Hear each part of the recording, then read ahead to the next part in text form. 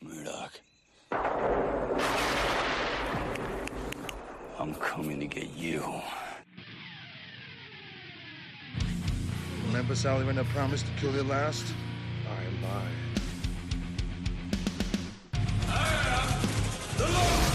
Get off my plane. I have come here to chew bubblegum and kick ass, and I'm all out of bubblegum. John, I'm not gonna shoot you between the eyes. This will shoot you between the balls. The disease. And I'm the cure. I'm gonna take you to the bank, Senator Trent. There can be only one. Dead or alive, you are coming with me.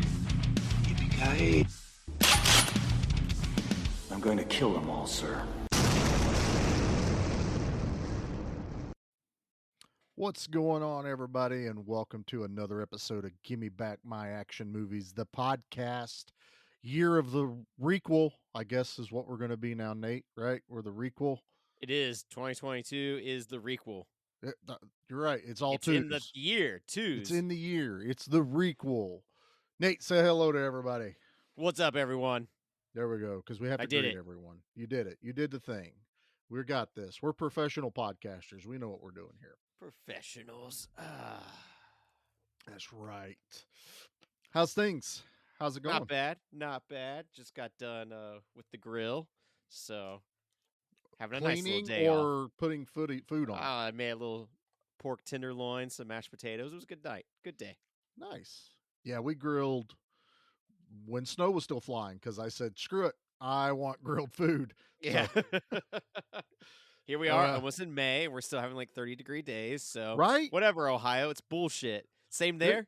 Yeah, same here. Dude, it was quite cold this morning. Like, I don't think it was 30s. I think it was 40s. Still cold when you've had like 80-degree days.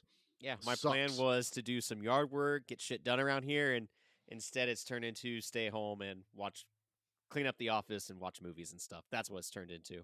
There's nothing wrong with that either. No, I'll take it.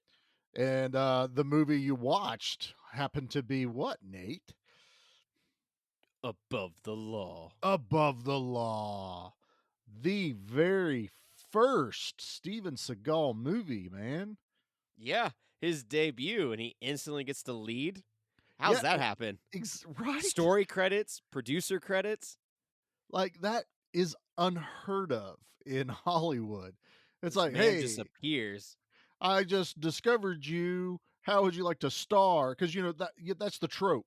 You're going to be a star. No, they literally gave Segal a movie. And then he works with the same director later on and makes his best movie. I agree. He makes his best movie with this director later.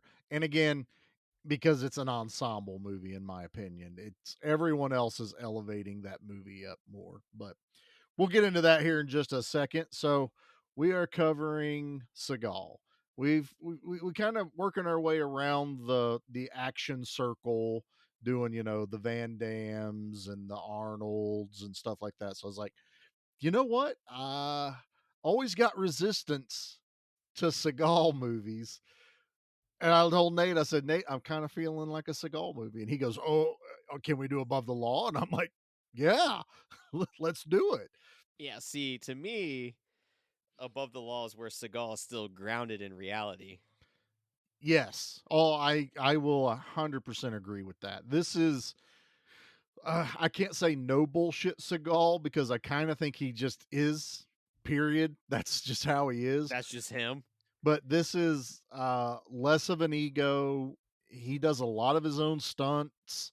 It's almost like the one he actually acts in too. I was gonna say, that's the weird thing is this movie has so much drama to it that it like plays it so straight. And it's really weird. Yeah, we'll get into that here in just a little bit. Well, I mean, we've kind of already just jumped into it. Not a lot going on. I've appeared on a YouTube channel, but we'll talk about that again because that ties into the movie we're doing right now. So we'll get into that a little bit later. Yeah, you cheated on me. Sorry, buddy. Sorry. They enticed me. With a title. It's all good, man. Let's get this trailer rolling so we can start talking about. Let's start this. Yes.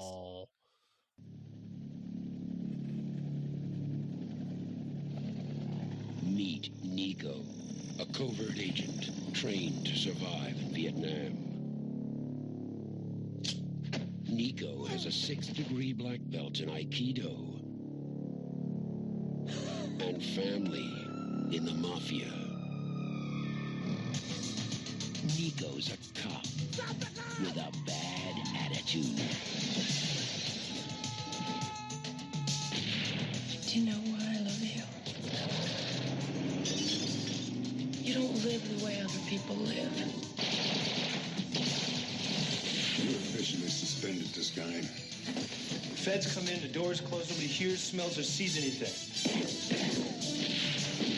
One man. You just made number 4 on the most wanted list. One obsession. I want to be number 1. One rule. You guys think you're above the law. You ain't above mine.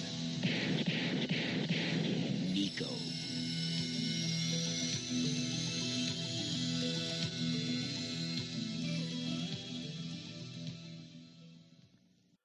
So we kind of need to talk about the elephant in the room real quick with that trailer. Um, a lot of the world knows this movie as Nico.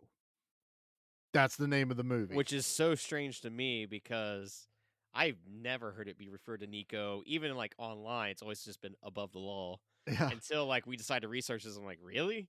They honestly thought about calling it Nico? There was no thinking about it. It was I guess they called did, Nico. yeah. That trailer is the Nico trailer. Well, I guess like it's overseas with Leon, and then here in the States, it's The Professional. Yeah. So overseas just likes movies where you get the name of the character, and that's it. And I was like, well, let me see if like the above the law Americanized version is a different trailer. Nope, exact same trailer. All they do is overdub and go above the law, gunshot, gunshot, gunshot. I was like, it wasn't even worth my time grabbing just a little bit of. They just cut out the part where he says Nico, and I was like, and I did. Well, we can talk about it now because it's out there. So I did a live stream for the Action Elite website. They've got a YouTube channel, and they needed someone else to kind of sit in on it, some fresh blood, I guess.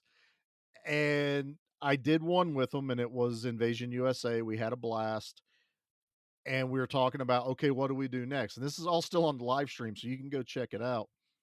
And Owen goes, I feel like doing a Seagal movie. He goes, I've been wanting to do Nico forever. And I'm like, Nico, above the law. He goes, I didn't even know it was called that till I moved over here to Canada. And I was like, oh shit. Oh. And then one of the other guys, J-Man, was like, I've been wanting to watch that for like a while now. It's been in his mind. So I showed him our schedule, and I said, just so happens we're doing Above the Law in like a week. So we talked about Above the Law last week. You got a lot above the law then underneath your belt. I got a lot above the law / Nico / like I already know what my Leongs score is. You can stop this now, go watch my live stream, and then come back, and then you'll know.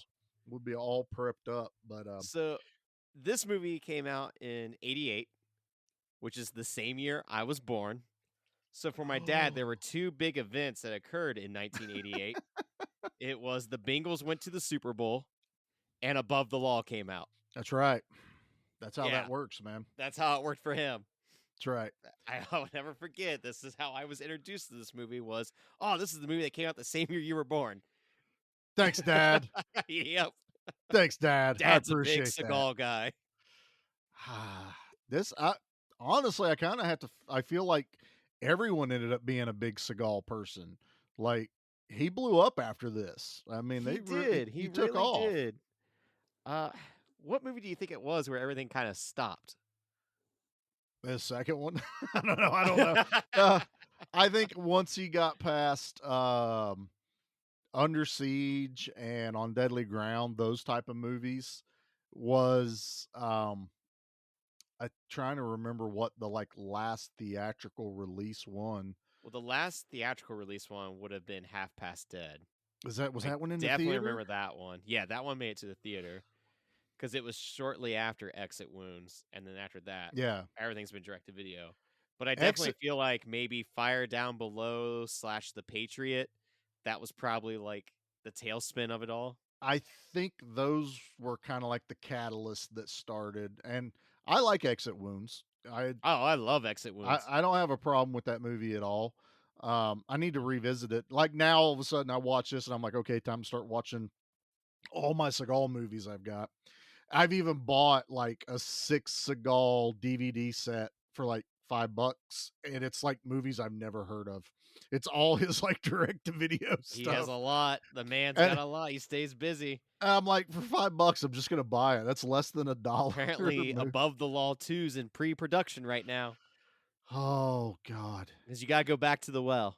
Yeah. Don't you mean like Code of Silence 2? Yeah, Code of Silence 3. 3? Yeah, this is Code of Silence 2, I guess we could call it. So yeah, we have one like role reversal for this, and they wanted Chuck Norris, and it's the same director from Code of Silence with Chuck Norris. And It's when the same plot. you read the plot synopsis, it's like, why were you trying to remake Code of Silence with Chuck Norris? This is one of the Why few not? times. This is one of the few times Canon, I think, made the right call. Going, nah, you can't have Chuck. He's ours right now. Don't worry, we got him with his brother. Yeah. Package. We're good with Aaron, so we can go do all that stuff. Nah, This go movie ahead. starring a, like not a nobody at the time. It didn't do half bad. No, I think this was. I dare say like breast.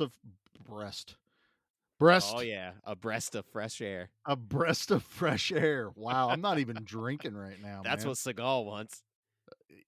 Yeah. I think later on he made sure there was a lot of hot, women in his thing. Not saying Pam Greer's not hot, but she didn't like play a love interest or No, anything he got like Sharon that. Stone for that.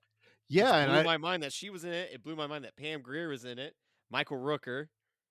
Michael Rooker has a cameo. Somewhere there is a Where's Waldo with John C. Reilly. I still think it's like in an uncut version of this movie in the bar.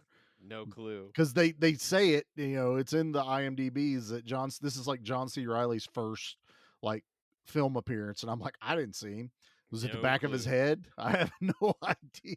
But this movie had a budget of $7.5 million. Its opening weekend was $2 million, but it did manage to gross $18.8 million. So it did what it needed to do, which was For an enough to launch, unknown action Seagal. star. Yeah, I mean, especially in '88, like you've got all your heavy hitters at this time.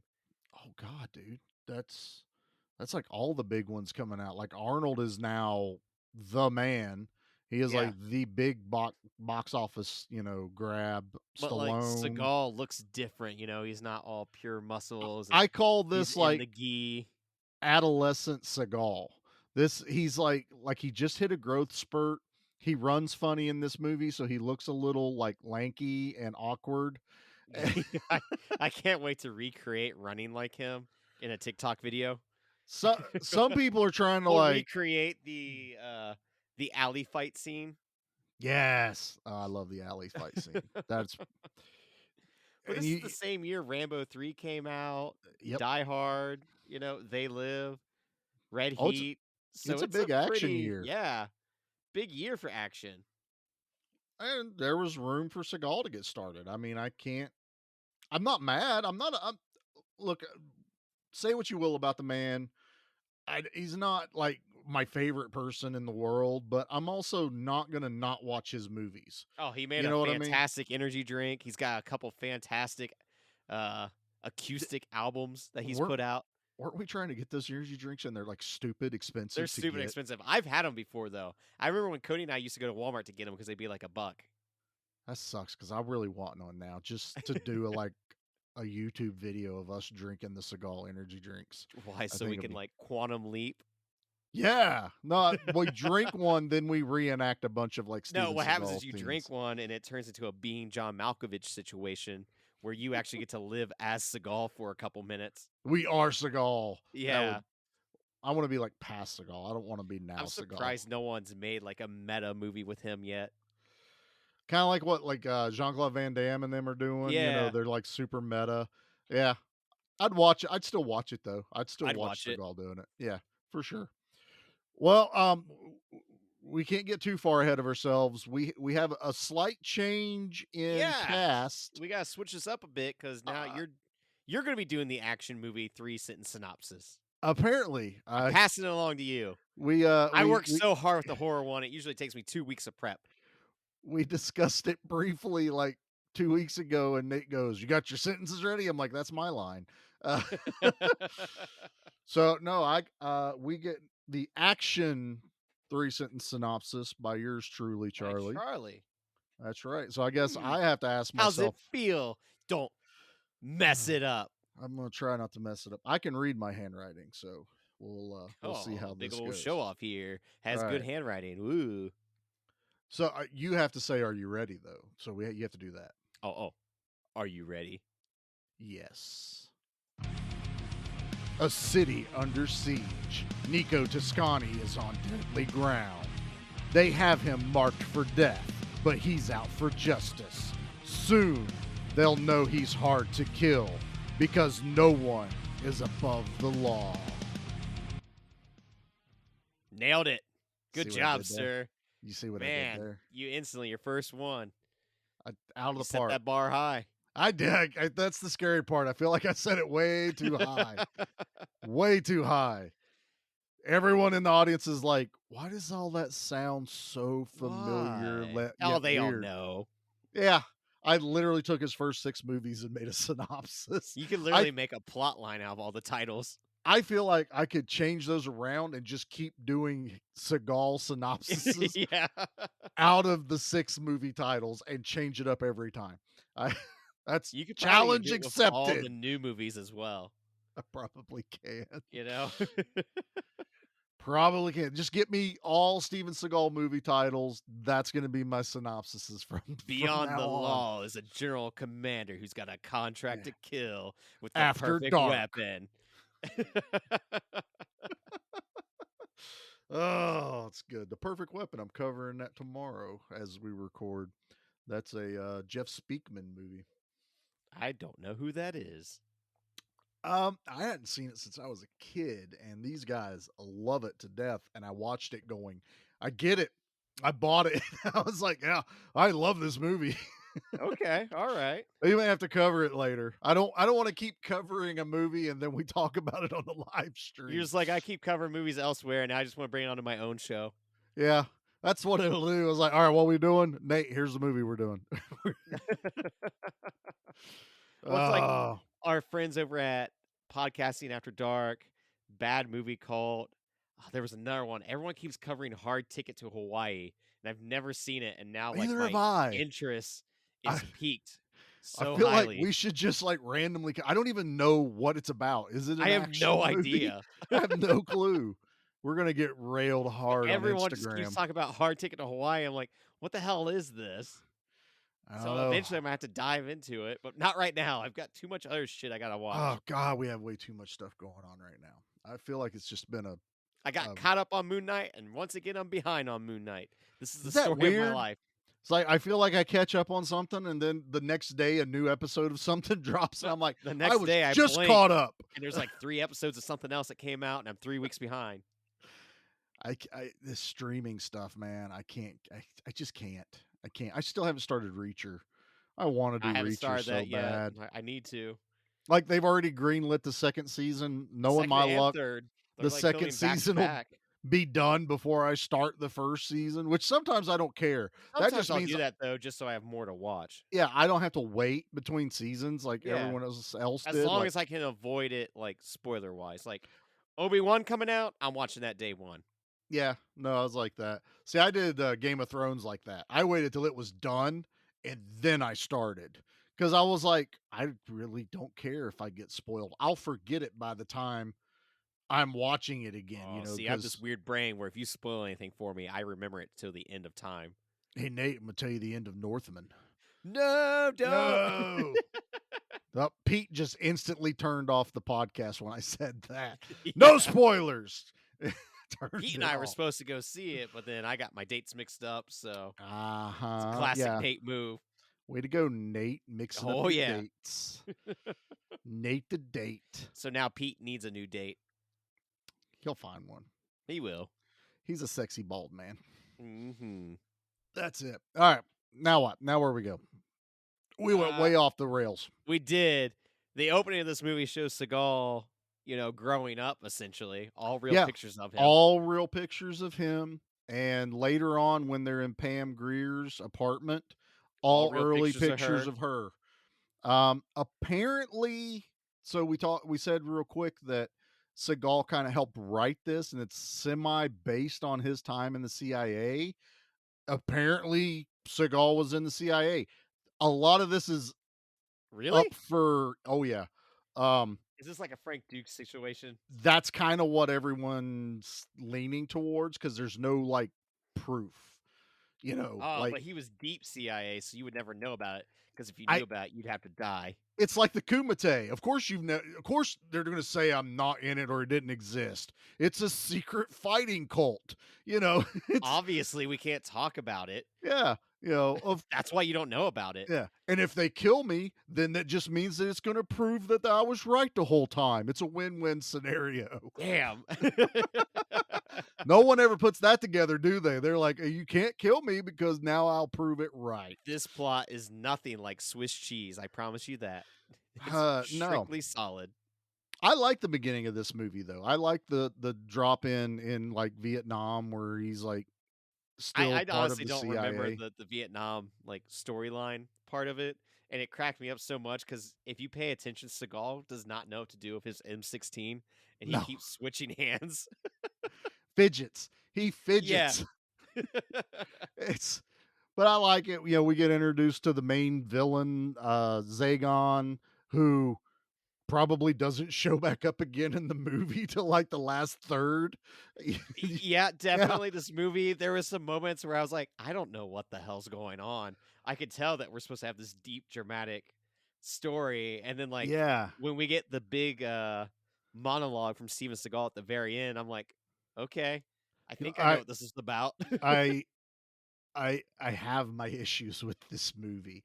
I'm never gonna ding it too bad because this is the first Seagal. It is fun. It almost toes a line of it. Is this like our run of the mill action movies that we talk about more? Well, to me, like when revisiting it, I was like, oh shit, this is like when you think of every cop drama movie or something like that, or like TV Yeah. show from the early 90s, it's this movie. It's like they did It hits that. the sexy sax music after he thinks his partner's been dead. Makes and you then, think Shane Black wrote this or something. And then you get like a moment where like, no, she was wearing a vest. He's like, ha ha, ha ha, ha ha. It's like weird music, weird shots, like it's just strange. But it's like NYPD Blue. Was that one of those shows from the 90s Yeah. that everyone in America loved?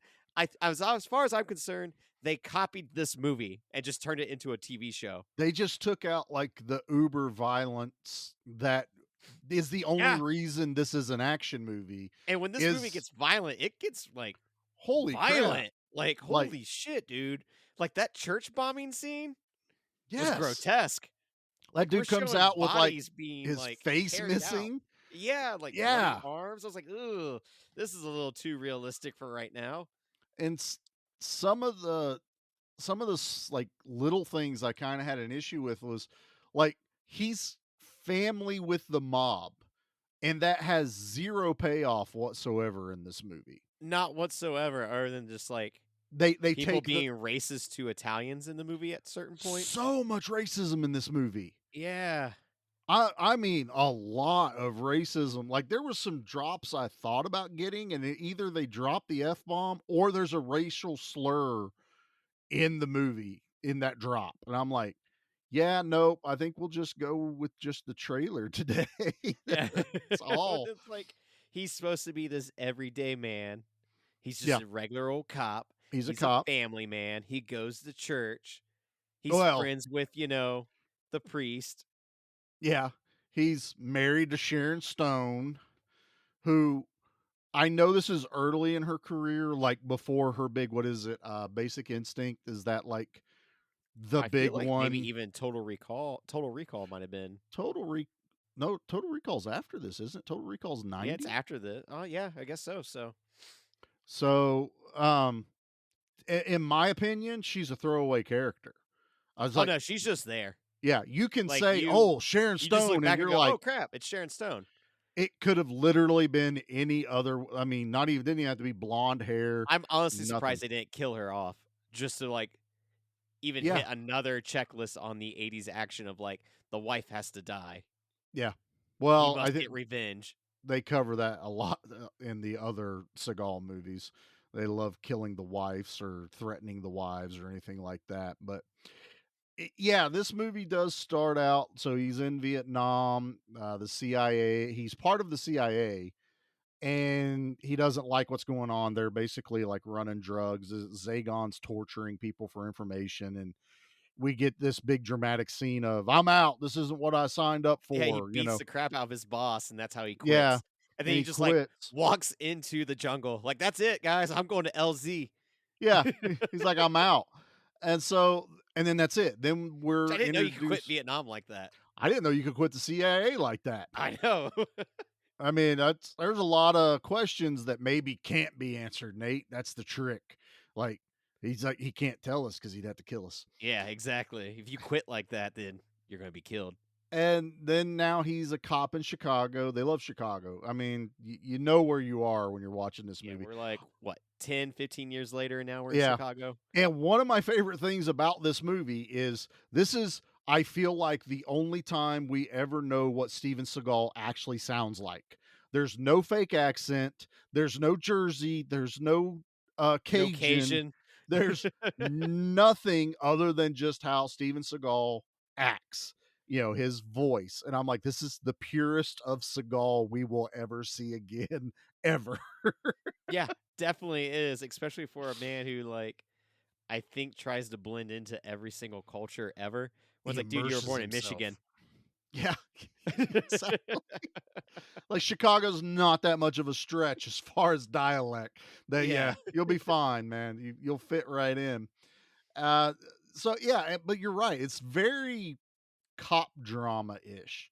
So they kind of set the stage of he's very tight knit family. Uh, the niece is missing, and Yeah, right this out the is gate, we get like yeah. a niece is missing, but I don't think she's a official niece. I think it's just kind of like I don't know. neighbor that's really close to him or something I like have that. no It's like idea, family.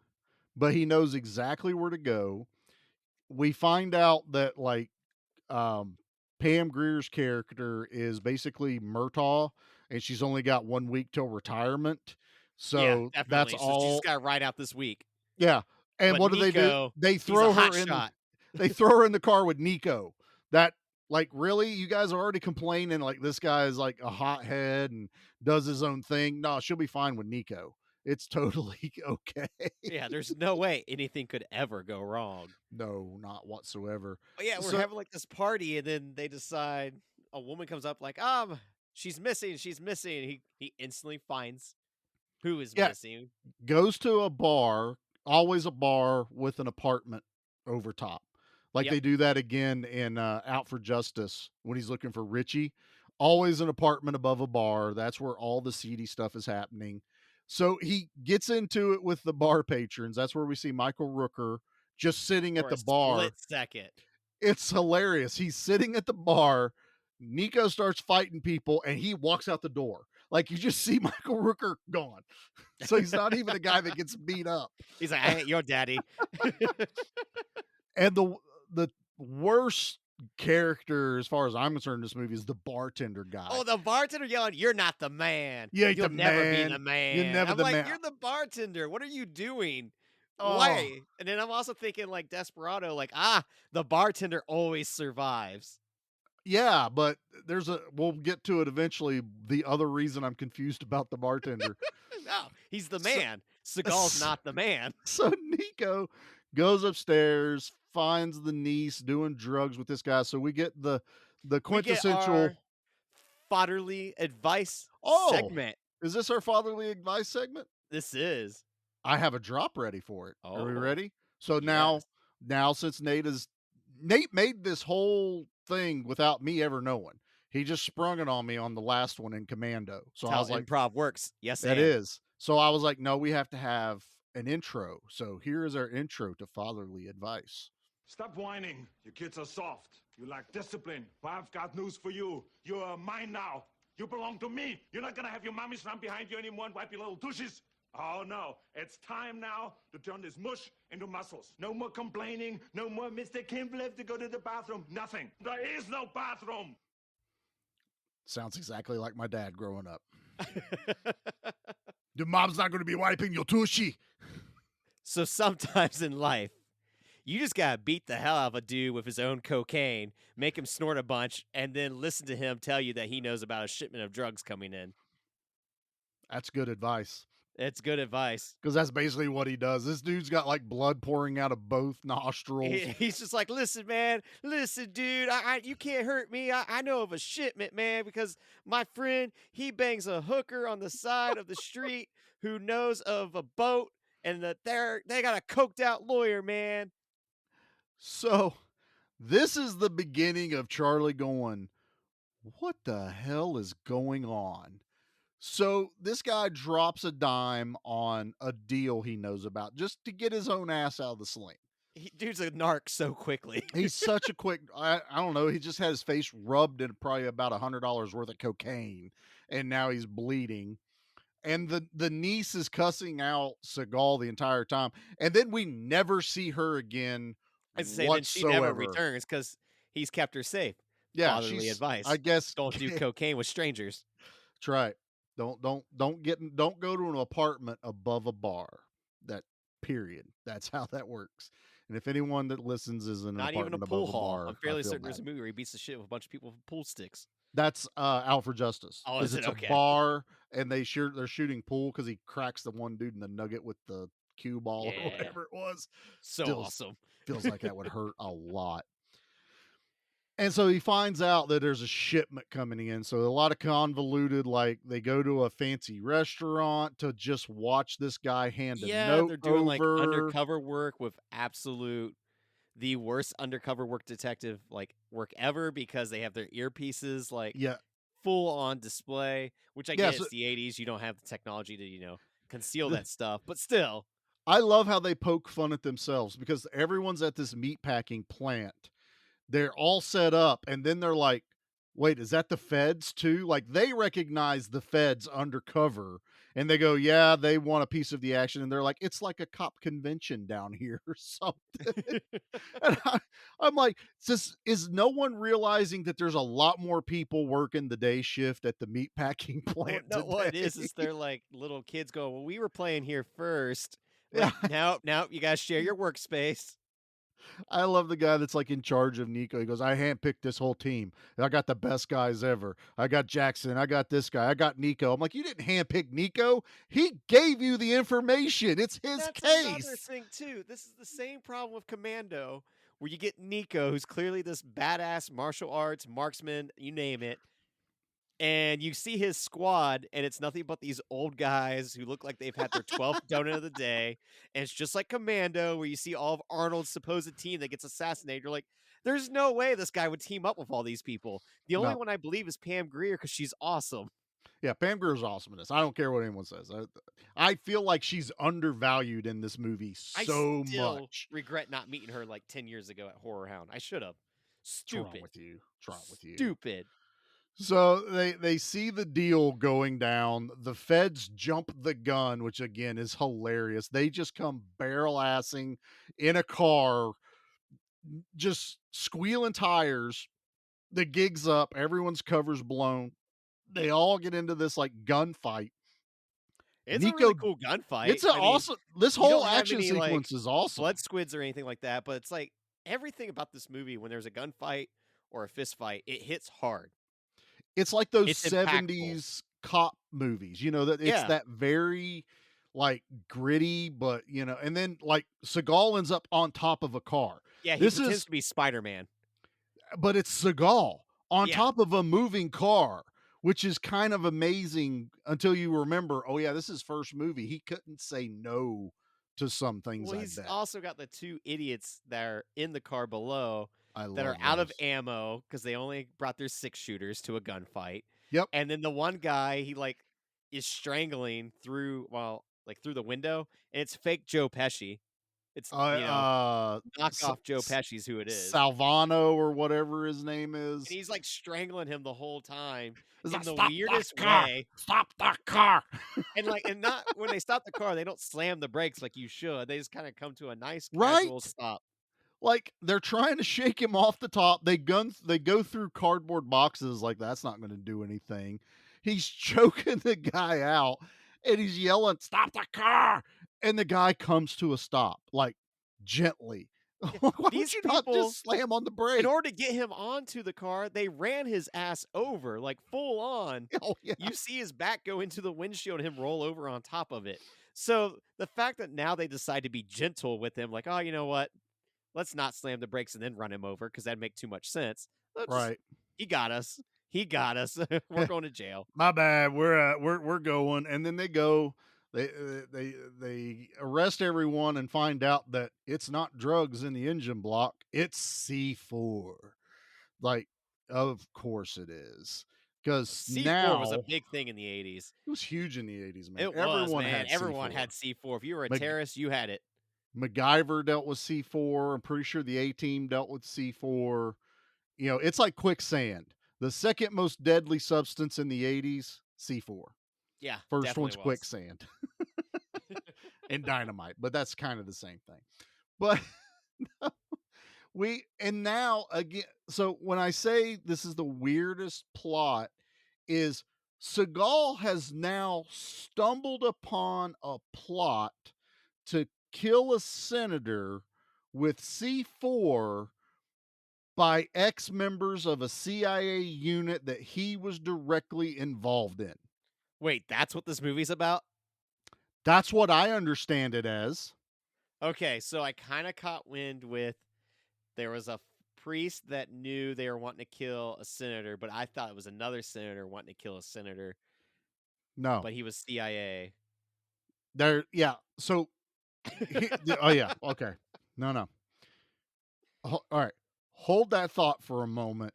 Let's take a quick commercial break, and I will try to walk you through the who's who of Above the Law.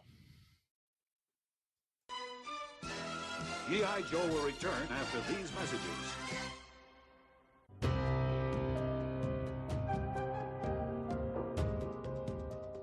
Do you like horror movies? Do you like hanging out with your buddy? Do you like cracking jokes and having a good time? Do you just like fun? Well, consider checking out Spoils of Horror. We are an hour-long podcast that comes out every single week. We're not doing reviews. We're just going to hang out, talk about the movies we love with each other, and hopefully the ones you love too. Covering everything from the popular, the lost, the forgotten, and the bizarre. If you're looking for a good podcast and a good time, you're going to want to check us out. We're on all major podcasting platforms, and you can find us on Instagram and Twitter. Check it out. We'll see you there.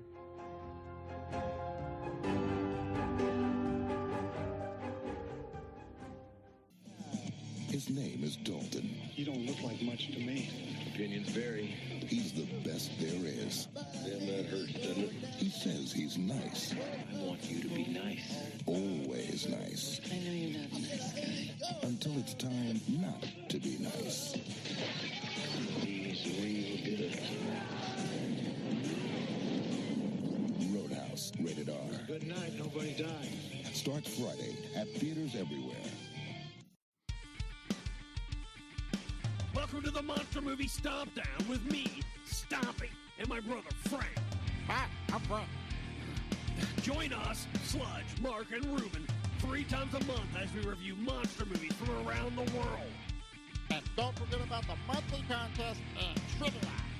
Not only that, Frank, but you will find extra content like the Underdogs, Monster Mash Wednesdays, and the Friday Night Fights, each week exclusively on our Facebook and Instagram. So, please join us at the Monster Movie Stomp Down. Your one-stop chomp for monster movie reviews, news, interview, trivia, laughs, and of course me, Stompy. And Frank. Chuck Norris, Karate Commandos. Break it up, crack it down, fight forces of evil, wherever they're found. Figures sold separately. Location Tibet. Assignment recover stolen microchip. Protecting it was Super Ninja. First, Chemo stood up to him and was down. Then Reed Smith flew in and was grounded. But now it's his karate against mine. Chuck Norris Karate Commandos. Chuck Norris Super Ninja, Reed Smith Chemo, and other figures sold separately. New from Kenner. Now back to G.I. Joe. Hey, Nate. Yeah. Hi-ya! Yeah. Now with Kung Fu Grip. Now with Kung Fu Grip. Okay, I promised I was going to try and walk you through the who's who. Well, good luck. Of Above the Law. So, remember Zagon from the beginning of the movie? Yep. Don't worry about him for about another 30 minutes. All right. Not So- till he gets like cracked in a million pieces over and over and over again. Okay, remember the guy Segal was choking out in the car? Yep. Fake He's Joe basically Pesci. he's going to basically be like the main villain now. Okay? Okay. You with me? So what I figured was he was the guy that got mad that he got choked. So then he hired a bunch of goons to start, harassing Seagal at every turn. Okay. Well, just hang on. Okay. We'll get there. So now we have to be introduced to the FBI agent who let Salvano go because he got a phone call from someone over him, which makes me think the FBI agent is in on this whole plot. That comes back later. Okay. Now we get Zagon so that all the audience can be remembered that he was at the beginning of the movie, and he warns Salvano to not screw up again, and then Zagon's gone again. So that's done. Now they have to get rid of Nico and find out who knows about this somewhat of a plot to kill a senator because somehow this priest found out about it. But And we never know how the priest found out. No. He Or just found why out. Wrong why priest at the wrong time. there's a government official in the church that was the actual target of the bomb. Oh, I thought that was just to send a message to Nico. No, they were killing because that Pam Grier goes to the coroner's office and they give her the badge of the guy who's like a government official, and he was the actual target. I swear I watch these movies. I watched it like 3 sometimes I'm like, times. I didn't really know what was going on, but like this one, I did not know what was really going on until Seagal is on the rooftop. He's doing recon. He gets caught. There's a gun to his back. And then that's when he, tells the bad guy the entire plan. I'm like, oh, shit. That's what's happening? That's the last third of the movie, Nate. There's a whole middle plot of... Yeah, well, it was just a whole middle plot of these 5 guys go to beat up Seagal. He beats the hell out of them, makes them regret it. He runs away. And then 5 more guys come. He beats the hell out of them. And he runs away. And it just, rinse and repeat, which I'm cool with. So my But the movie tries so hard to tell this very organic crime drama, police drama storyline that is just not there.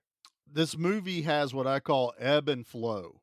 Like it has a high point and then a low point and then a high point and basically it's called the high point is a fight. The low point is we're trying to fill in the plot. The high point is another fight, then more plot.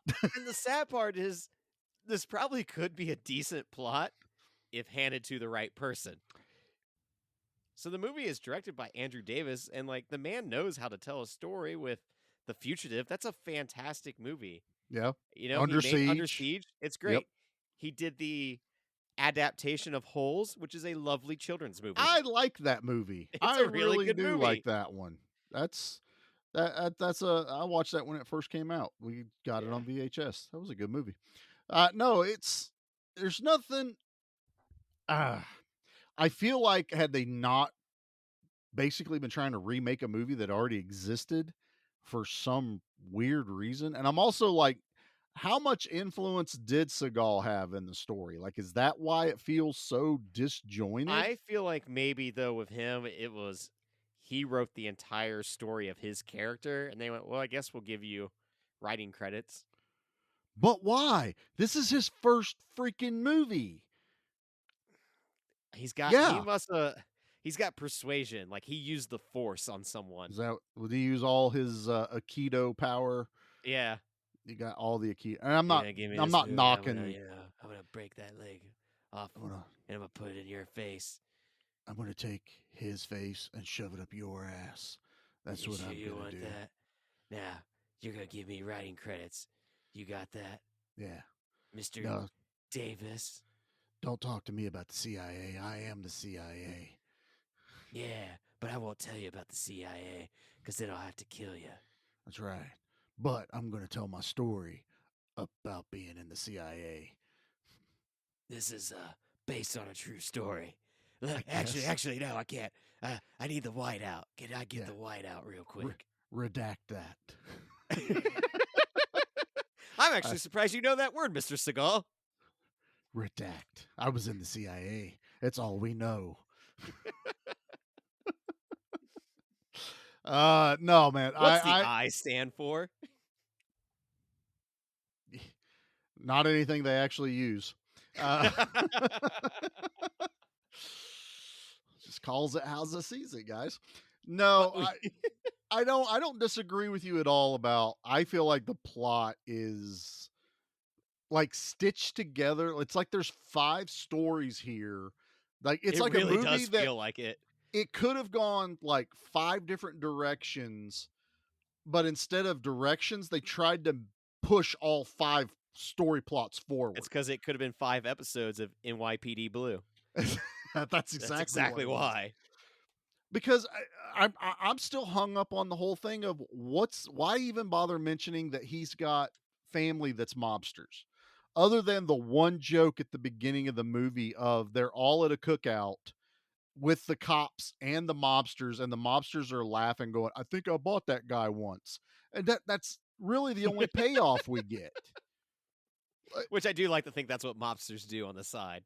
I would definitely expect that, but no. So you're talking about the first 5 guys that go, and I love this shootout at first when they like pull him out in the street and they just start unloading on the car, and somehow he doesn't get hit at all. I mean, these guys have M16 machine guns. So that's what I love, though. They don't hit him at all.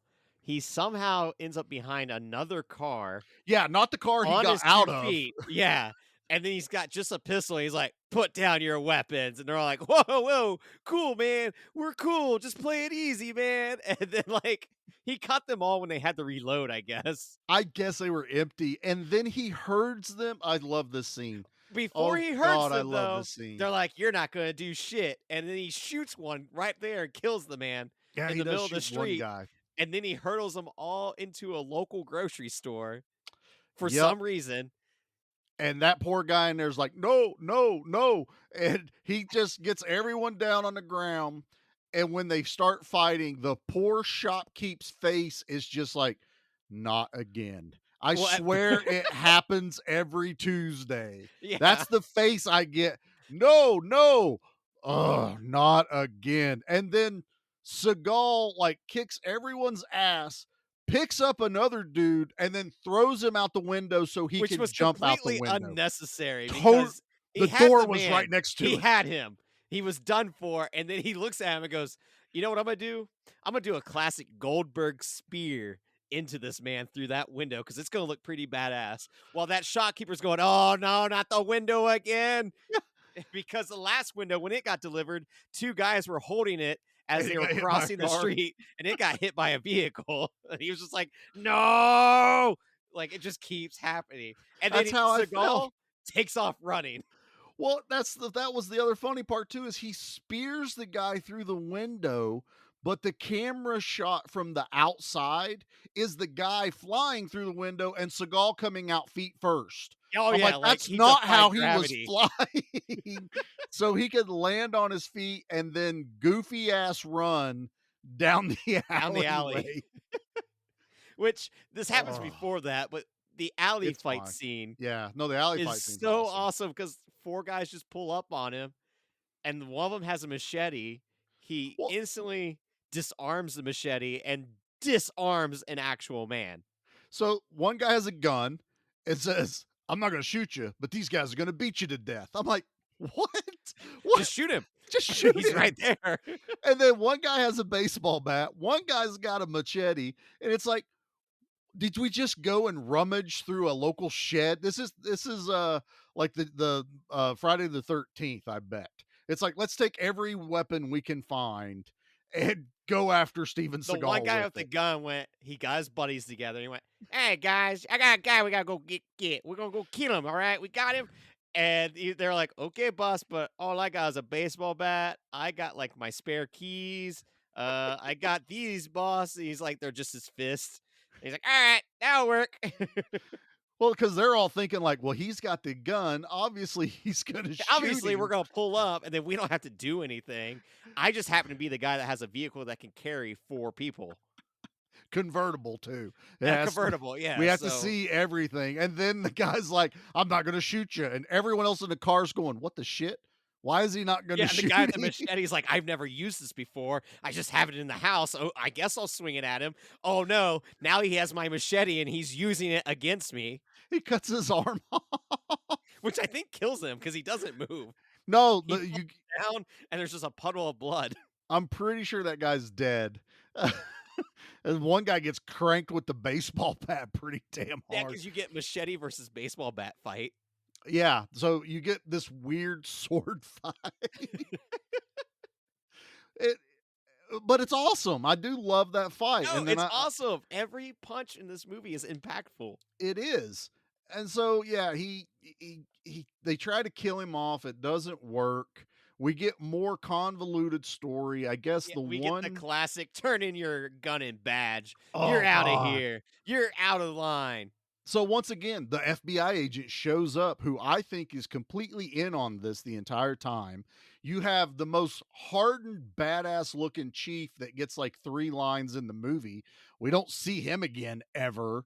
Nope. And so they give like now Nico is out on his own, he's got buddies, they give him a gun. I don't know why. Seagal later has guns in his house. I'm like, why did you give him a gun?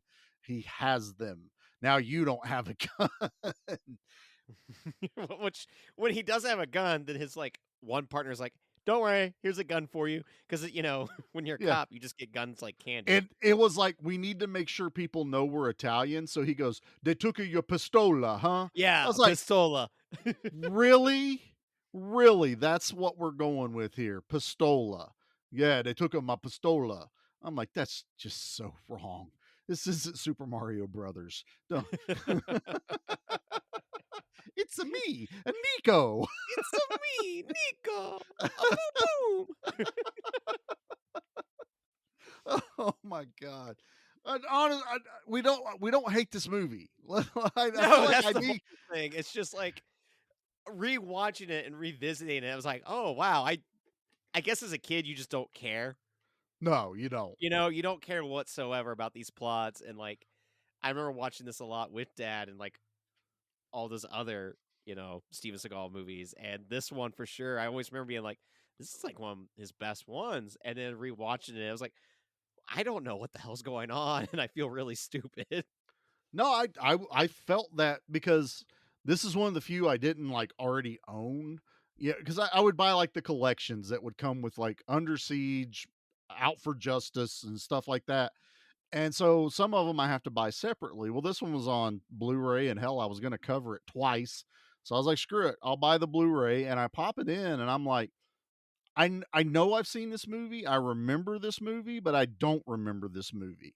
I'm And like, that's why, because when we were younger, we were just paying attention to the fights. yeah, And they're sprinkled in just enough in between the drama that's kind of what you remember the most. that's what sticks. Which is supposed to be what's happening. I think I totally forgot about the whole plot of the South American priest that they're after trying. Like, I totally forgot about that.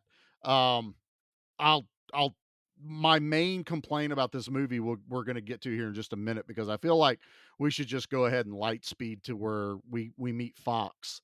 That Nico's now like figured out there's this whole big plot to assassinate a senator, and they're going to blow up some kind of gala that is happening. And Nico's old CIA buddy, Fox, intercepts him, and he's doing recon. So Fox drags him down to a car garage. I guess that's the word. They have a Parking really garage. delightful conversation the entire time too. I know, right? It's because I did like how Because he's like, Seagal. "Oh, you lost some weight, did you? Oh, you're dressing real sharp." Like, Well, I appreciated how Seagal was playing it like, we're friends, man. Why are you holding a gun to me, basically? And he's very like, I feel like you're in on this. And Fox is acting very, I guess, CIA-ish. Don't trust anyone whatsoever. And now we get the weirdest reveal that all of a sudden Zagon shows up, the main bad guy, with Salvano, who the only bad guy Steven Seagal's been dealing with. The weird looking like bodyguard of Zagon that you feel like is going to be the final fight guy for Seagal. And then my favorite character, the bartender, comes back from the yeah, that was bar. so awesome because the bartender he's like, "I told you, you're not the guy, man. You're not the man. I'm the man. You're not the man." I'm like, why is this guy Right? I was like, "He's just a bartender." He's in the big honcho's car.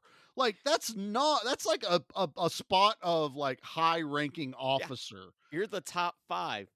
Yeah. So I'm like, Steven Seagal literally got involved in this because his niece was snorting cocaine. That's the only reason these guys got found out. If she would have stayed in school, this whole movie would have not happened. Yeah. If Dare had worked, then the senator would be dead, I guess. I guess that's how we have to look at it. Well, there's plenty of senators. There'd just be another one that gets elected. I guess. That's how it works. Damn, Nate. Anarchy, sir. And so they're trying to tell Fox, okay, bring him in. Fox is like, I don't work for you. And there's this whole like almost like standoff between all three of them. And Fox unloads on him. We get a big shootout. Fox gets gets shot. He gets shot in the best way of like, "Oh, I'm dying. Here, have my Here's gun. my gun." I died on purpose. That way we can now give you the gun, Mr. Seagal." And Seagal gets the gun. Big shootout. Jumps in like 2 cars. Yeah, he gets in a vehicle. He I love disposes 80s. of fake Joe Pesci by Salvano. running him over and then going through the wall of the garage door like facility backwards, and then the guy's body just flings off into what I'm guessing is an electrical panel because you see him fall and then you just hear a bunch of zapping. So that's how Electro was born in this universe. I actually think it was, you know how they'll have like train and one of the rails is usually electrified, or even like for a trolley or something. I think that's what they're trying to get by, is he landed on something like that and he got zapped pretty good. But it's like there was no point. He could have just fell. And I love the stiff the mannequin. Whenever it goes through the wall, you can tell it's just the stiff body mannequin that falls back. Oh, I love it because the way that you see that mannequin like just defy gravity before it falls down. It's almost floating. Yeah. A little levitation and then it goes. Then they capture Seagal, and now, unbeknownst to us that's not paying attention to the counter, the movie's almost over now, which is going to get into the part that pisses me off the most about this movie. So Zagon is a master of torture and interrogation. This is also, I think, the only movie Seagal literally gets the shit beat out of him. He actually takes a beating and has blood on his face. Like Which I don't recall ever. Even in Under Siege, doesn't he get like the slightest cut? Yeah, he gets cut in a knife fight. He gets cut in the knife fight, but he gets shot or something too, because what's her face is like tending the wound. Miss January. But we don't see Miss it. July. It was Miss Was July. it Miss July? Miss July. Oh yeah. This is like they have the garrote around his throat, and it's like bloody around it. He's bleeding out of like around his eyes, his mouth, his nose, and they are like all surrounding him at the senator's ball. They're in the kitchen. They're still asking him what he knows because they need to know who knows what or the plan won't work. They're Yeah, because literally if at the anyone place, knows that if the senator's going to die, then their plan won't work, so they can't kill the senator. but they're right there. They're at the place it's supposed to be happening at the time it's supposed to be happening at. And so they beat the piss out of him. That fun They fact. inject him with Yeah. a drug. We don't know what. It's like some like Truth serum, hallucinogen basically. truth serum. Fun fact though, Steven Seagal actually got his nose broken in that scene where he's getting hit with Oh the yeah, he lead did. gloves. And then he had to like ice it all the entire night. That way he wouldn't get a black eye. So he could for the finish filming. Yeah. Yeah. Which again, first movie with Seagal, he really wanted to be a professional. After this, he probably would have been like, I quit. And Yeah. walked off. Whoa. You want me to have Yeah. blood? No one makes me bleed my own blood. You don't bleed my own blood. So he drugs him. He's obviously drugged. They let go of him like the fake or not the fake, the bartender's holding his arms down. They let go of him and Zagon comes up and taunts him with a knife, and all of a sudden Seagal snaps out of whatever drug he was given, which I'm guessing that I guess they teach you that in the CIA, so you're resistant to hallucinogenic drugs. I just figured it was Seagal's blood is not contagious with drug blood. Susceptible. Drugs, so yeah. And he kills everyone in that room in 30 seconds. Yeah, one guy's got a double barrel, and like he grabs it, shoots it, like makes one guy shoot his buddies with the double barrel. Like he's breaking necks essentially, and then when he gets the Zygon, he just destroys the man. Oh, he like Zagon has never fought hand to hand. You can tell that because he's always the one doing the torturing, so he's never actually had a person fight back. He grabs his arm, breaks his arm at the elbow. Awesome part. Grabs him by the neck backwards and bends him backwards and breaks his neck. It's an awesome kill, but he kills like 6 people in 30 seconds. Oh, it's quick. And legend has it in Chicago on a dark, dreary night, you can still hear him breaking the bones of that man. And I'm mad because I'm like, where's the final fight? Was that the final fight? That was what I was thinking too. I was like, okay, like, so what's next? Like, we're gonna get our we gotta get our one-on-one fight. He shoots the guy that I swear was gonna be like the final fight guy. You know, like the tough bodyguard dude that's always left at the end of the movies. Yeah, crack the knuckles, put on the lead punching gloves. No, he got blown away with a shotgun. Everyone's dead. And then Seagal he gets to go home. Stumbles upstairs to the gala. The FBI agent shows up again, not involved. They take him away, and then I guess like a few days later, we're at Seagal's house, and the senator is coming in to thank him for saving his life because of an apparent assassination attempt. And then they want to interview him about the corruption in the CIA. Well, the way I took it was, we want your entire life story. So then his whole life story was the whole movie restarting. Ooh. That's how I took it. Interesting take, Nate. Yes, because in a movie that has so much drama, why not make it like that? But even then, it gets so much on its high horse where it's like, oh, I was getting ready to. Yeah. Every time there's a CIA agent, they're never getting busted. How comes? Yeah. It's literally his preaching point.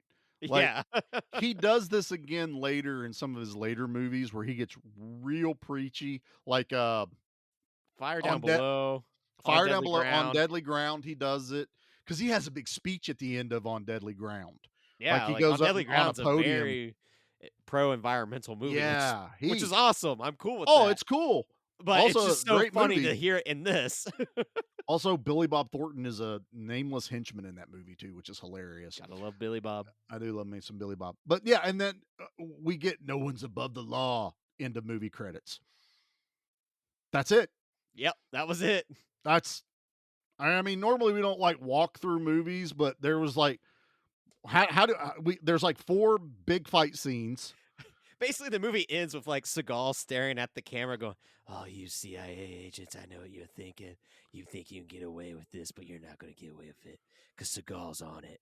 You hear me? So if you do anything, I'll know and I'll find out. You can't break the law. No one can break the law. I break the law, but that's because I'm above the law. But no one's above the law. So don't think about it, CIA. I'm on to you. FBI, you're next. DEA, I'm on to you. EPA, you're cool. All you acronym associations, I'm coming for you. The IRS, AAA, I need you. My car, it got shot up. I need a spare. AARP, I'm coming for you. They sent me a card in the mail. I'm not old. Seagal doesn't get old. I don't get old. I took offense to that letter. Now I'm coming for you, and I'm going to break you. Oh, wait, I get 15% off at retailers?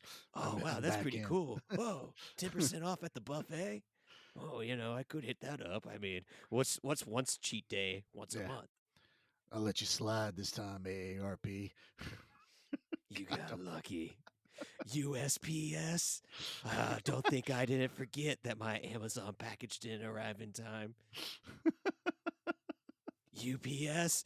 Just because I got done with USPS doesn't mean you're on my list either. That's good stuff.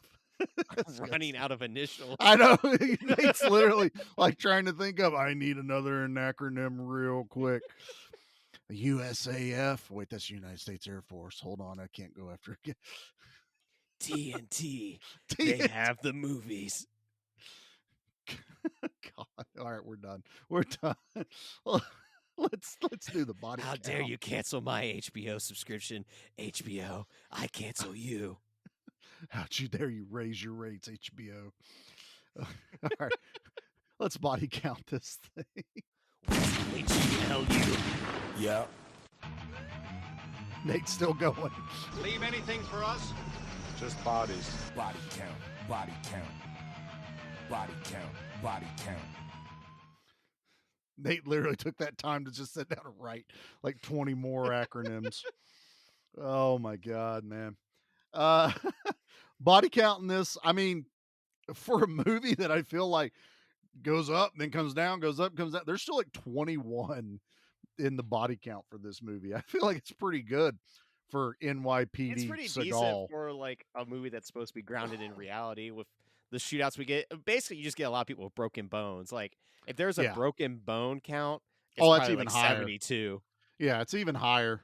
Like, and don't count the individual bones because then we'd be here all day. So it's whoever gets something broken. We didn't talk about it, but one of my favorite things was when he's beating up the one dude and on the street, and the guy goes, "Hey, that's my buddy." And Oh yes, how did we him. forget about big old bulldog? He's like, I'm not in the mood. I just got my CVS prescriptions. Coming for you, CVS. And so he punches the dude and collapses him, and the 3 other guys on that sidewalk are like, "We cool, blood. Yeah, we cool." And it's Tank Top Seagal, which he looks anorexic as all get out. But that's my buddy. I know that guy. I want to have that guy out somewhere that I know. Like if I get my ass beat, there better be someone that goes, "Hey, that's my buddy." Yeah, hey, wait a minute. Is that a hate crime? Like go over there and be like, "Ah, shit." He just pretzeled me. Oh, he doubled that dude over. It's hilarious. Oh, but yeah, it's not bad on body count. I can't knock this. Oh, what's our Well, let's get to this then. Oh yeah, because there's not many iconic kills. What is our kill of the week? Have you ever killed anyone? Yeah, but they were all bad. All right. So I guess action. I go first, right? Is that how we decided that we're doing this? I'm going with Salvano getting backed up out of the parking garage off the back of the car. The same one for me Yes! as well. I thought you were gonna take Machete Arm Dude. Well, I was like, see, the reason I didn't take Machete Arm Dude was because I was like, he might have lived and just has a really bad boo-boo and then has to live with the regret of bringing the machete to the fight. You never bring a machete to a Seagal fight. He Unless you possibly are could have Machete. died.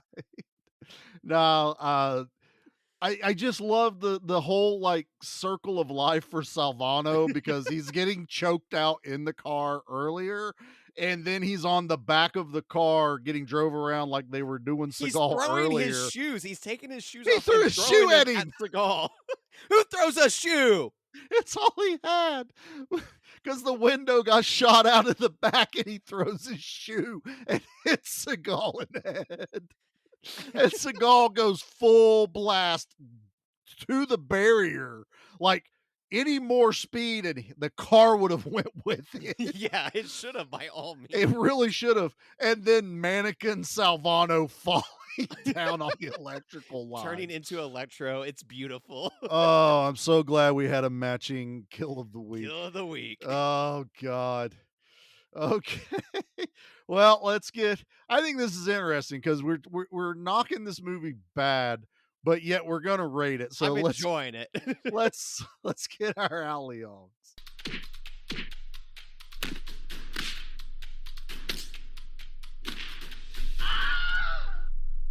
All right. So we've also decided that you lead off on the action, I end the action, I lead off on the horror, you end on the horror. Exactly. So, all right. So, Nate, what's your Al Leong rating of Above the Law, the first Steven Seagal? Steven Seagal. entry? I honestly went into this thinking I was going to give it like an 8.5 or something. Mm-hmm. And then after watching it, I was like, oh, this is more of a 6. So it's a solid 6 for me. I do kind of recommend it, I guess, in a way, just so you can see the origin story of Seagal.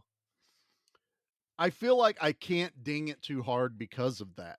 And during the live stream we do, and then we talked briefly on the horror show with Pete about how we rate things on there. So we go through the movie using space, story, pacing, artistry, characters, and enjoyment, and we give it a 0 to 2 scale. And I ended up giving this movie a 7. And when we broke it down like that, where I had to like kind of dissect the movie a bit, I agree with that. I feel like it's still good enough that I will pop this in the DVD player, but I'm going to watch Marked for Death first, or Out for Justice first, or any of the big 6 or Hard to 7 Kill, 3-sentence movies. Yeah. Like this is like I might watch this one before On Deadly Ground and Fire Down Below. Like I feel like I would watch like Hard to Kill, Out for Justice, Marked for Death. Definitely Under Siege and Under Siege 2 I would watch before this. But yeah, I stick by my 7 after watching it again before the podcast, that it was enjoyable enough that I could rate it. I didn't really understand the plot a whole lot. And matter of fact, I even got some of the guys to change their numbers when I started talking about things. They're like, I like what Charlie said there. Can I change my vote? Because we alternate, because we would all listen to the guy first and we'd be like, he made really good points. I'm going to change everything I thought. Oh, and crap. so as we we were were start rewriting everything down. we were alternating and I was the last one-on-one, and Owen's like, can I go back real quick? Cause I need to change a number. Charlie swayed me. But, no, I have to look at something also. This is the very first time we ever got Seagal. So if before he kind of turned into the butt of the joke for us. So yeah. And also if you had asked me years ago to rate this movie without going back and watching it now, I'm like you, I probably would have been like 8.5, somewhere around there, because I would have remembered all of the awesome action stuff and totally forgot all the plot. Yeah. But because now we watch these things a lot more, even doing the podcast, I find myself getting a tad bit more critical about things, or I find out that I just don't care and I love a movie regardless. So yeah, I think it's fair. I think you're right with your scale, and I feel like I'm right with my scale. Yeah, I feel like we're both right. We're always both right, Nate. Yes, but you know who wasn't right? Who wasn't right? Oh, that's The right. people with trash opinions. Trash opinions. Insert sound effect here, Charlie. You're trash, kid. All right. Our first review comes from a Jeremy Bauer on Amazon. I think I went He to high gave school this with that guy. 1 star out of 5 and calls it below the toilet. I really like this review. I think I wanna just be figured friends out with this guy. I figured out what the sound effect's gonna be. Any rational person would see the list of characters, laugh, and continue searching for something worth buying. This certainly isn't it. I also find humor in how most of Seagal's films have 3-word titles, or as I call them, out for justice equals in for misery. Above the Wow. law equals below the toilet. On the ground equals on shaky ground, Seagal. Marked for On the death ground? Not even a movie. equals marked for discount. What? Hard to kill equals hard to watch. I kind of figured that's where that one was gonna go. Fire down below equals pretty accurate title. I like how clever Jeremy, he's I trying like to you. be. Yeah, let's get Jeremy on the podcast. He reviewed that back in 2002, so Oh wow. he might be dead. Damn, Nate. Seagal might have got him. Because as Seagal does, when he's like on the Amazon, going, all right, who gave me a 1-star review? Jeremy He gets a Bauer." notification every time someone types his name in the internet. He gets a ding. Oh, what's that son of a bitch say about me this time? John Edwards. Cool. I hope you look forward to learning about your own death. I'm getting what is that? A fist to fist? Remind me not to put anything negative in any of our synopsis or show notes. Oh, a 1 Charlie Chase. Looks like you're going to be easy to kill. Oh, ouch. All right, you do 2 of these. I think next Bauer one. nailed it, though. Yeah, he did. You should have ended on that one. I like that. Our next one comes from a Mark Waltz on IMDb. He gave this movie a 2 out of 10. He called it Under the Counter So You Don't Get Shot. I love how clever they're trying I know, to be. they here. really are clever. I don't know who to blame more, the screenplay or the direction for the mini action sequence in this film that start with shoot 'em ups, where basically nobody tries to get out of the way. It seems like this could be called Death Wish, the new crew, as Steven Seagal seems to be able to get through every attempted assassination attempt on him, basically taking on the CIA as he finds out about the criminal conspiracies they are involved with.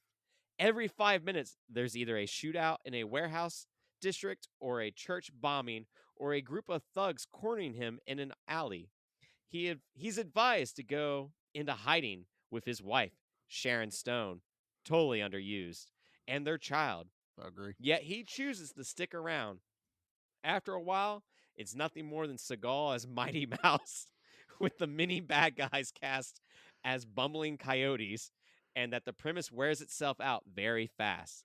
The result is a crude, angry action film that has no merit. Why have Pam Grier as his partner when she doesn't really do anything but walk through a party as every other cop oogles her, tell a creep on the streets making a pass at her to buzz off, or appear in the background when soft-voiced Seagal is being the big hero? You're supposed to get a little bit of expose on Seagal's character, but the Vietnam War flashback really reveals nothing other than the fact that he can decide he wants to aim in his life.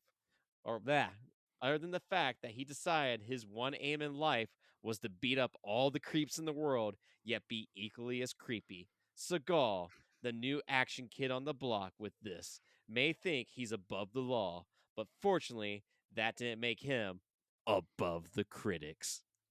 Wow.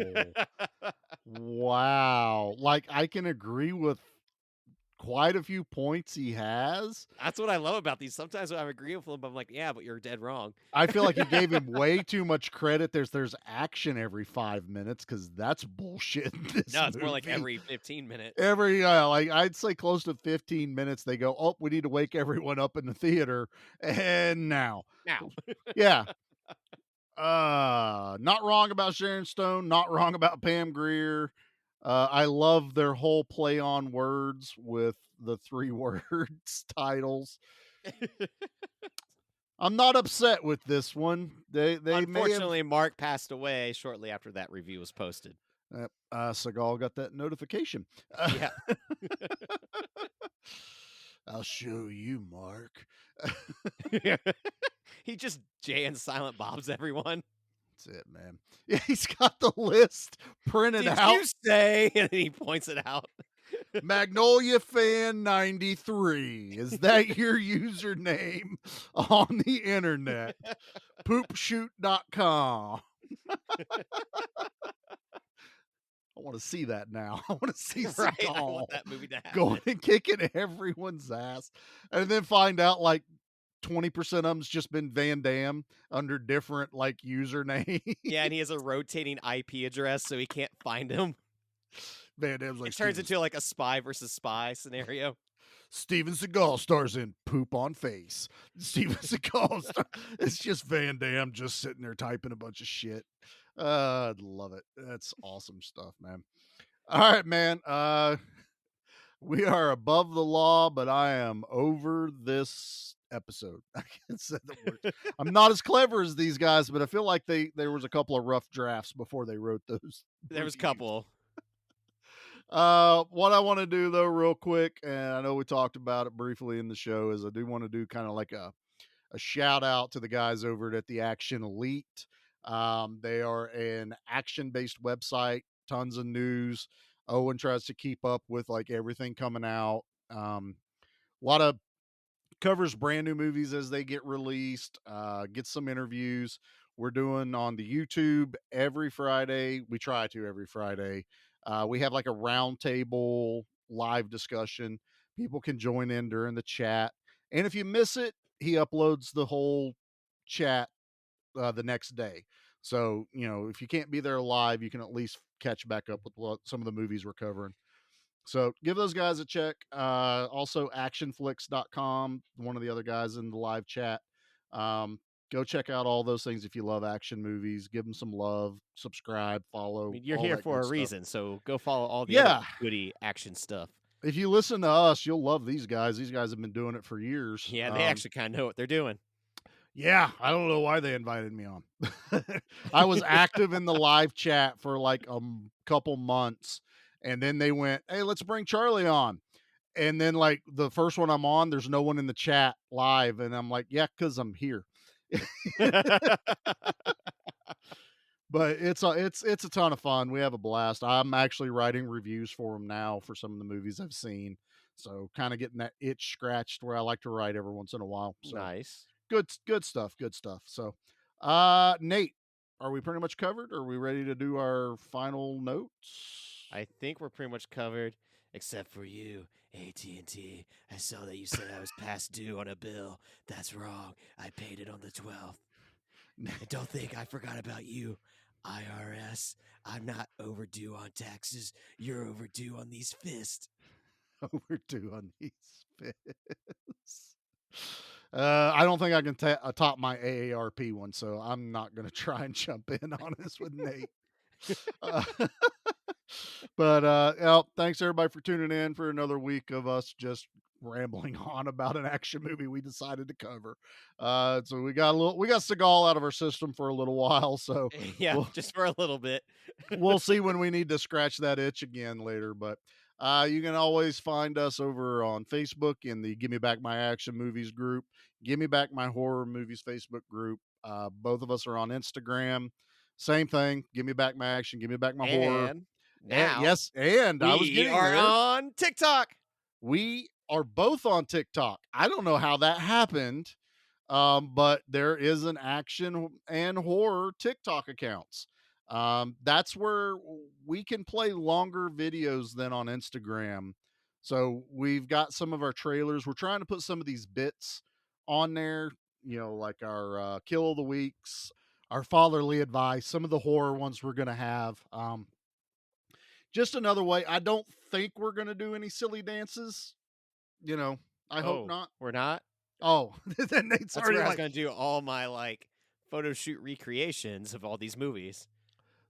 what we should do Anything something like with that. the I like crop that. tops and short shorts from the horror movies. That's me. That's all Nate in the shorty shorts Bright and neon colors, the I bright like it. yellows. Yeah. Oh yeah. Yeah, I've been watching some 80s movies, man. There's a lot of bright ass colored clothes. I'm like, that's why they get found so fast, because they're glowing at night. It's not hiding. Not hiding very well. I am now on Twitter, so you can follow us over at Give Me Back My Action Movies on Twitter. I have no idea what I'm doing over there. I know some people are upset about Twitter. I don't understand it. I just follow stuff about action movies. So I guess that's how you keep the negativity out. Don't click on the negative shit. Are we Seems on? simple enough. Yeah, I thought so. Are we on any other apps? Oh, we're starting to dig into YouTube, right, Nate? Yes, we are. Yeah, Because I we're thought figuring, there why was. not? Why not? Everyone else is. All the cool kids are doing it. Why aren't we? So yeah, hopefully, pretty much you guys will be able to find us on basically any service that's out there. Just honestly, Facebook and Instagram sucks as far as algorithm. It You just hear that, feels like, Zuckerberg? yeah. I You hope you're hear that? listening. Segal, sick 'em. Yeah, we They don't have an acronym, so I don't really can go we after count? people like that. Let's count Meta. META. We'll make that. What's that stand for? I don't know. Okay, you find out. You let me know. All right, I'll get back with you, Segal. Good. So no, we're just trying to different avenues, trying to reach out, just reach more people, and that's pretty much it. Speaking of more people, follow the rest of our shows over on the Give Me Back My Podcast Network. Good Beer, Bad Movie Night, Monster Movie Stomp Down, Give Me Back My Pro Wrestling, I Know You Hear Me with Flynn Hendricks, Tales from the Haunt, Sisters Podcast, Live and in Color with Wolfie D. Yeah, plenty of stuff to choose from. And follow us on Instagram and you'll figure out every other show we listen to that's a podcast, because we are all buddies on Instagram. So you heard Spoils of Horror in our commercial, tons of other guys that we interact with, we share and promote. $2 late fee, action, gag me with a knife. Podcasting After Dark. Yeah, all those guys. Bad Movie Cult. Turns out there's a lot. There's quite a few, and it's fun.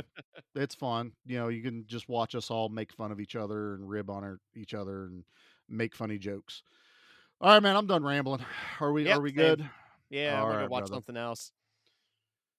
All right, Nate. All right, remember, you're the one that give has us to get the good word, sir. You guys think you're above the law? Well, you ain't above mine.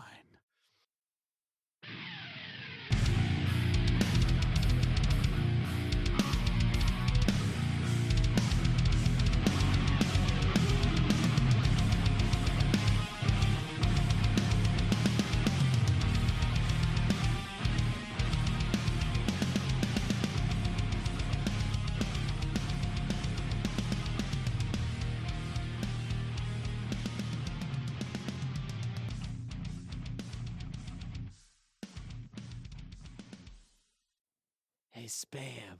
Don't think you don't know that I don't know that you're not real Spam.